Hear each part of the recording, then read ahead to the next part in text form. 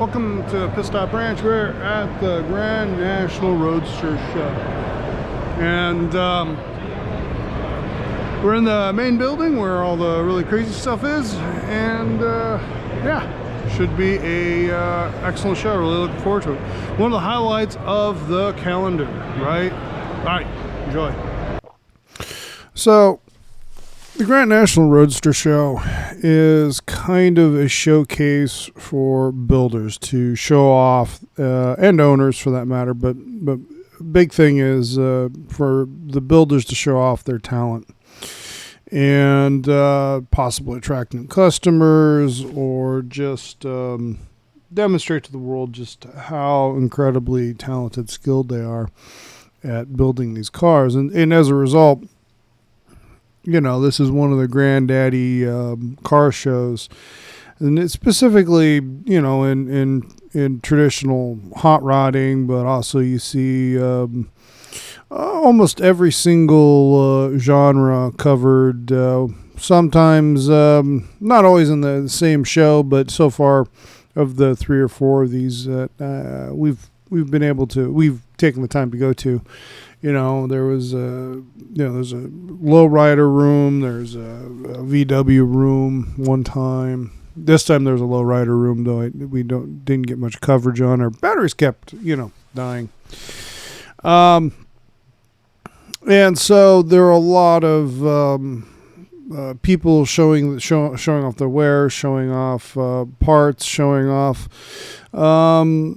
actual builders there with projects in process, showing off their skills and capabilities. And something that really enjoy seeing is seeing just all these exceptionally talented people showing off how good they are.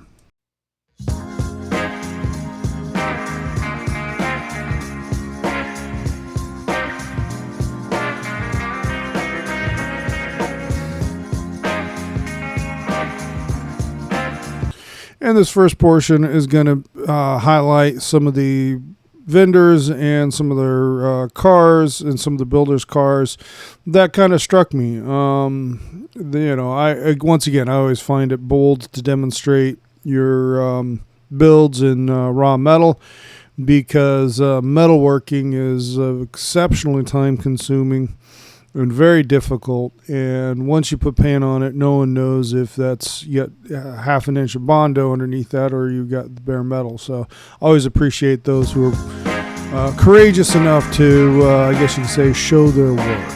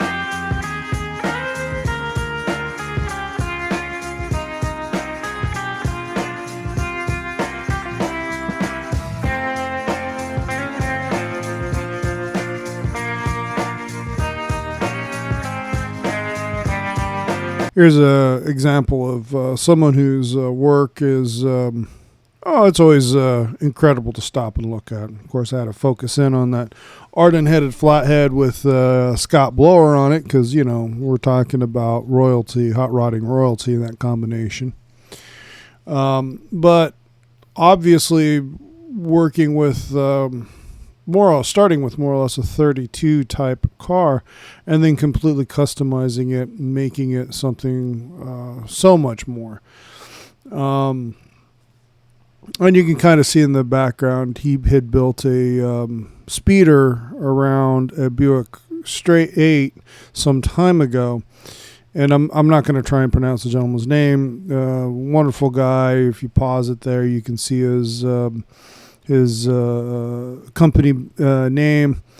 He, I believe, I want to say he's from Czechoslovakia or Czech. But anyways, very cool guy. Regardless, got a Oldsmobile and a 32 5 window. Very cool. Anyways, so there's a constant din and constantly bobbing around other people trying to avoid their conversation. So that made some filming some challenges. But hope you enjoy this video. And if at the very end, I'm going to cover the cars that have been entered in the 2 competitions that happen here.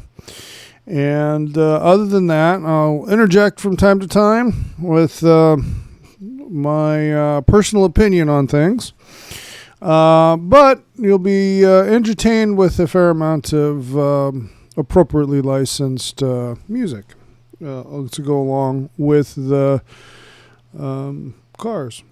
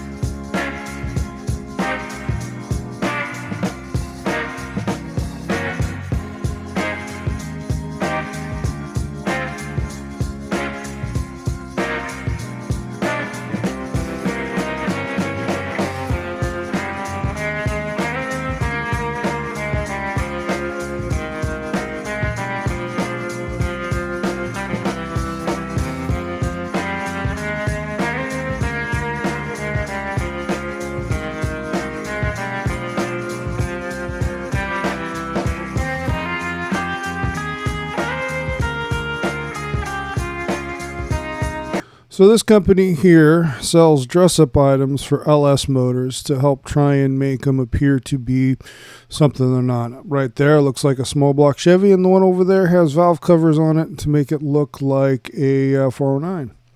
Now this particular hand-built car, I think it's by Designs by Troy. I should cut over right. Yeah, Designs by Troy.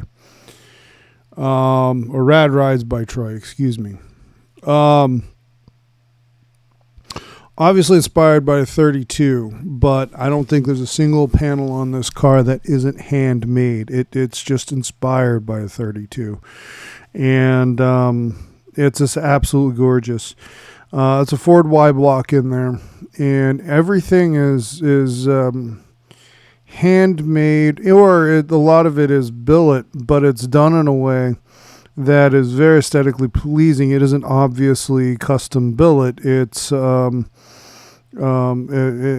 fancier than stock, but it looks like it could have come out of a factory, which is something I actually really appreciate. I think that is an aesthetic touch that is really nice. And I look forward to seeing this car complete. It was challenging. It drew a lot of people, so it was very challenging to film it very well. And here I'm admiring the suspension configuration underneath the back end there, looking at the torsion bars and how it works. I really like the wheels on it. It is a very nice car. It's something, if you get a chance to check out on your own, that'd be a good thing to do. And there was just an overload of just gorgeous, traditional hot rods everywhere. And easily to just get lost in studying the details, and many people were. Many were just stopping and studying, and that was something that was getting a little frustrating for me trying to film everything. Was, I wanted to stop and study too, but I wanted to also be able to cover as much of the show as possible for our loyal viewers. So a lot of bouncing around, a lot of cutting here and there. Going back to the discussing the challenges of filming with, we go on Friday, because we tried, I think last time or a little while ago, we went on a Saturday, and it was impossible. There was just too many people to film. And so we like to go on Friday. There's probably significantly fewer people, but you still got people stopping and really admiring and enjoying the cars. And the challenge is to film around them and not take away from their experience, because they have every right to stand there and appreciate it. And as a filmographer or idiot with a YouTube channel, trying to film around them, some people are really polite and step out of your way, but a lot of people are just lost in their own thoughts, admiring these beautiful cars. So you don't want to interrupt their pleasure. Now, I really like this little speedster, and it's something that we kind of very low, very far away, back burnered, very low on the priority, but something we would like to do is to build kind of an early speedster like that out of something. Maybe take an A-frame and the flathead, and do some silly things. But and anytime I see one of these, I always got to stop and really admire what they've built, what they've got. But now, one thing I did find frustrating going back to shooting around people is when people just are standing next to a vehicle having a conversation that is completely unrelated to the car. Probably started because of the car, but completely unrelated to the car, and they just stand there blocking a really good shot. Now, frequently, I found that those individuals are doing it. One of them is actually the builder of the car, and he's sitting there they are standing there very proud of their creation to answer any questions. And I definitely understand that. I think if and when if I ever do that, I never will. I'm sure I'll never reach that level. But now they had a pinstriping competition going on, people hand pinstriping on the site, and then they were going to have an auction, and the proceeds from the auction were going to go to charity, and it's a very noble thing that they're doing. I actually didn't stick around long enough to find out what they were doing the charity was for. Gorgeous Mercury, very nice, has a coyote in it. But so yeah, enough of me rambling. I'll let you enjoy these incredible cars without the annoyance of my voice.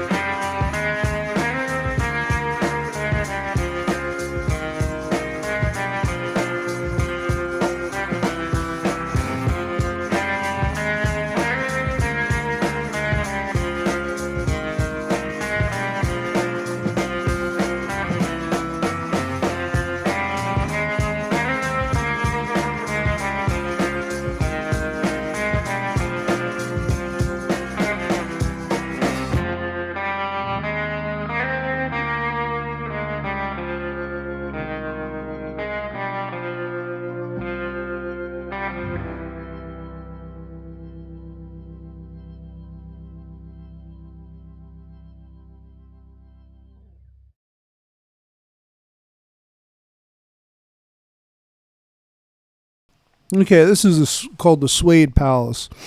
And given the popularity of patina and, suede paint jobs, they kind of set up this particular room specifically for cars that fit that. Now, noticed this time there weren't quite as many patina cars in the show as last year. A lot more finished cars, as you're seeing here. And this particular, you notice Hop Up and RPM Nationals seem to be well represented there in the background. And a lot of these cars over here are driving cars that people play with, take out to events, drive around. Here are RPM Nationals have these two early dragsters on display, which that's pretty cool. That's neat. But the rest of the room, a lot of really cool stuff. And again, bumping up against people admiring the cars, trying to shoot around them. I actually got a little frustrated in here, and yeah. Anyways.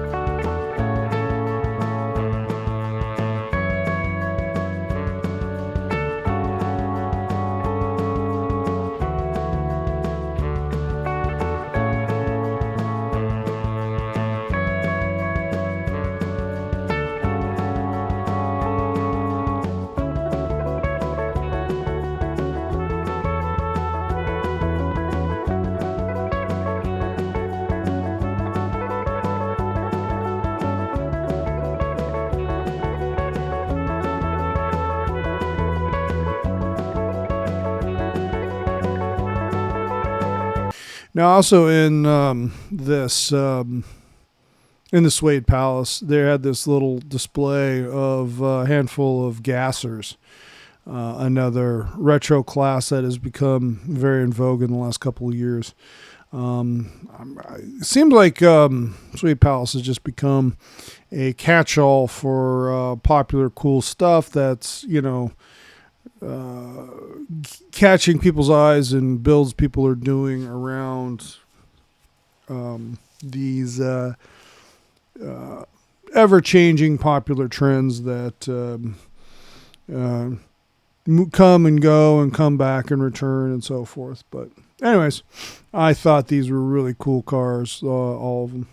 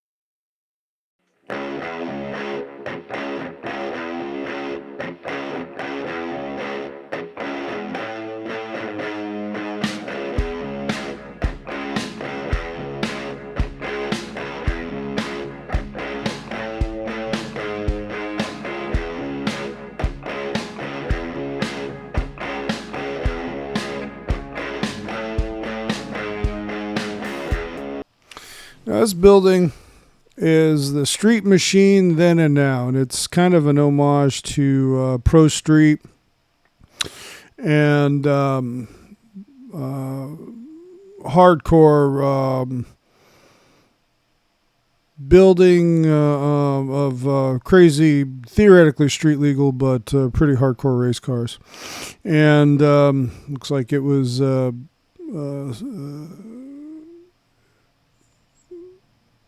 sponsored by a Chevy dealer. But you saw just about everything you can think of, lots of chrome blowers, but a lot of other cars. And it was, I don't know, I enjoyed it. I was really enjoyed this room, given the fact that we're starting to do a lot more drag racing ourselves.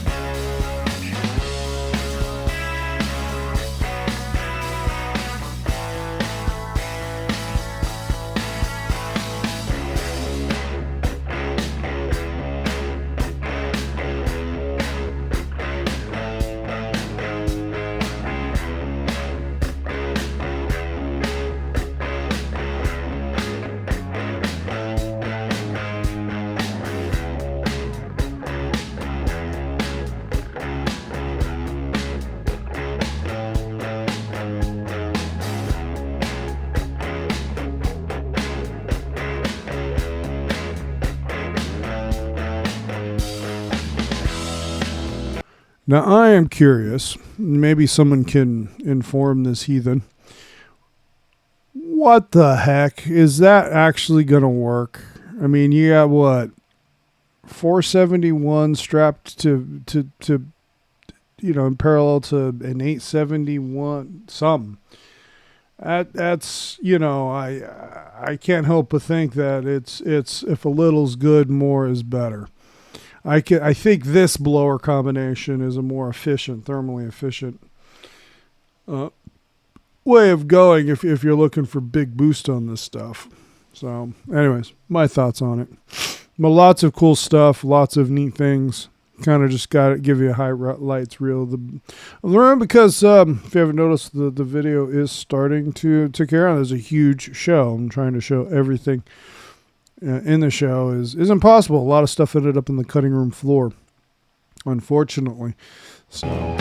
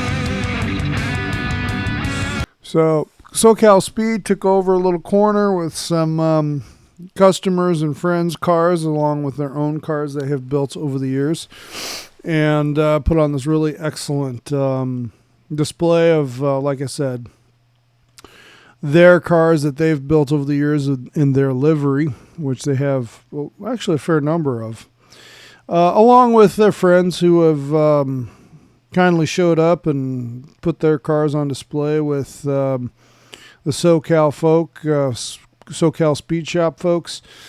If you're building a hot rod, you're looking for those parts, SoCal Speed Shop, they have a lot of good stuff. You should check them out. We've bought a few things from them in anticipation of a number of hot rod projects we got in the works. We'll be working on once we get the shop up and running and done. But thought they did a really nice job showing off their stuff, and so, you know, some of their cars have made it in our friends' cars have made it into magazines and so forth, and it's a storied brand in the area. And having met the guys who run it and work for them, I do like that company quite a bit.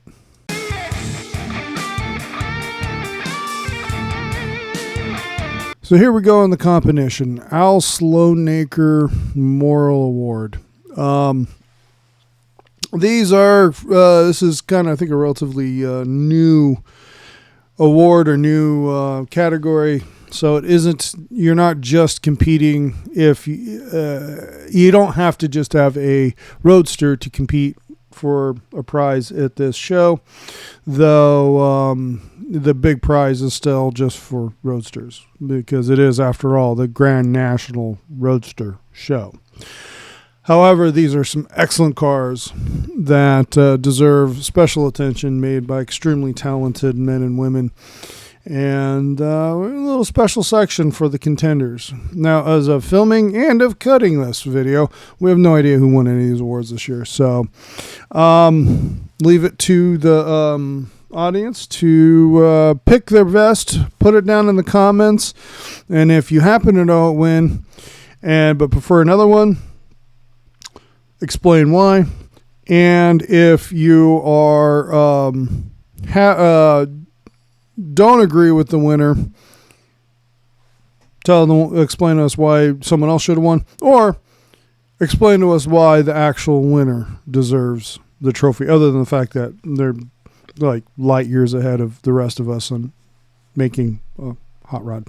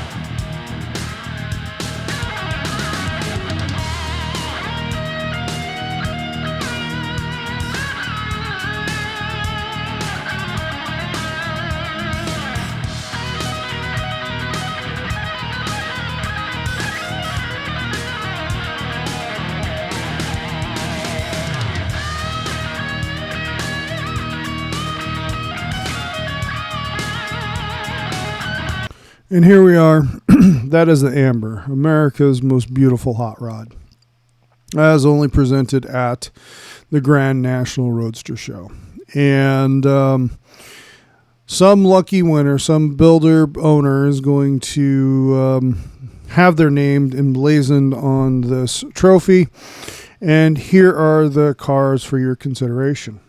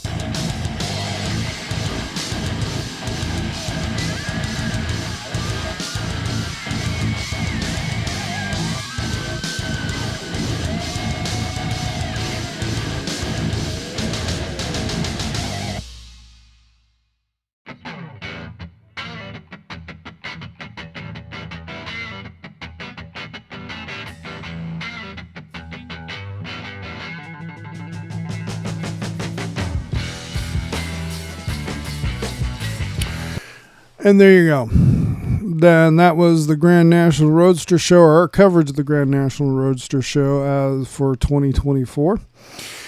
Again, please leave a comment. What is your favorite car you saw there? Your favorite car competing? What did you think should have won for each of the main prizes? Also, let us know what you think of the show in general. If you went, if you want to go, when you're going to go, when you're going to make it out. I do want to do a special shout out to Matt at Iron Trap Garage, because I happened to run into him. And he was willing to listen, or willing to talk to me for a little bit. And they say never meet your heroes, because you may be disappointed. And the fact of the matter is, I met a hero of mine, and I wasn't disappointed. He is exceptionally generous and exceptionally friendly, and loves to talk cars, loves to talk what makes him happy and passionate.